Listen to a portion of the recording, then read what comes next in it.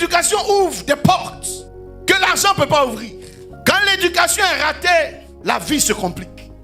Vous pouvez aller jusqu'au sommet et disparaître à cause de la qualité de votre éducation. La première faveur, la première grâce de Sarah, ça a été son éducation. Avant qu'un jour elle puisse voir Dieu rentrer dans sa maison et lui dire, l'année prochaine tu auras un enfant. C'est parce qu'il y a eu des années où quelqu'un l'a éduqué. Sarah ici était avec une éducation royale, capable de fonctionner avec des rois. La Bible dit que même quand les rois l'ont rencontré, il la voulait pour épouse.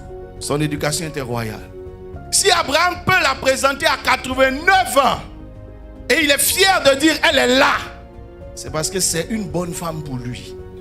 Elle était belle d'apparence, mais elle est aussi belle de cœur. La beauté est très importante. Mais quand tu auras frappé nos yeux, il faut frapper nos cœurs après. Et c'est le cœur qui frappe le cœur. C'est la qualité du cœur qui dispose le cœur. Il y a des gens qui vous attirent par leur beauté, par leur apparence, mais qui vous repoussent par leur cœur. Beaucoup d'entre nous ici ont fait de grandes prières et Dieu nous exauce.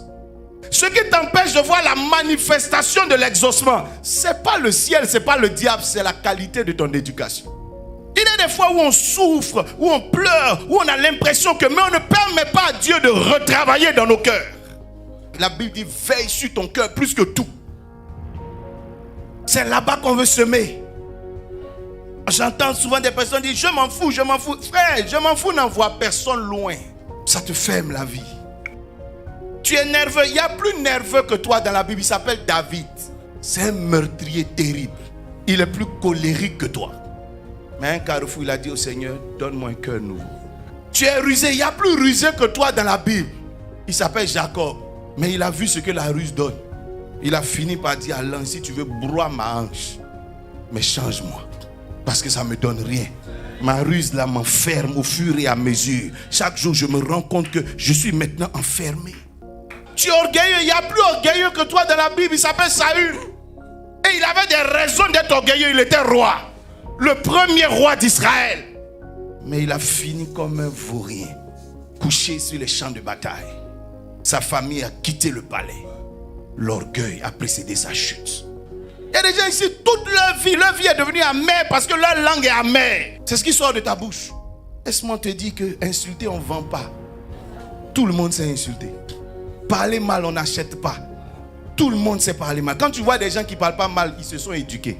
Ils ont laissé la vie les éduquer. Parler mal est pour les vauriens. C'est parler bien qui est difficile. Voilà pourquoi les plus grands parlent toujours bien. Les plus faibles parlent toujours mal. Ça te descend. S'il se trouve que tes parents ont raté quelque chose dans ton éducation, laisse le Saint-Esprit refaire ton éducation. Dieu veut t'appeler enfant. Il parle de la nouvelle naissance. Ça veut dire qu'il y a eu des ratés dans ta première naissance. Il faut permettre au Saint-Esprit de refaire ton éducation. Et de te redonner une éducation de qualité.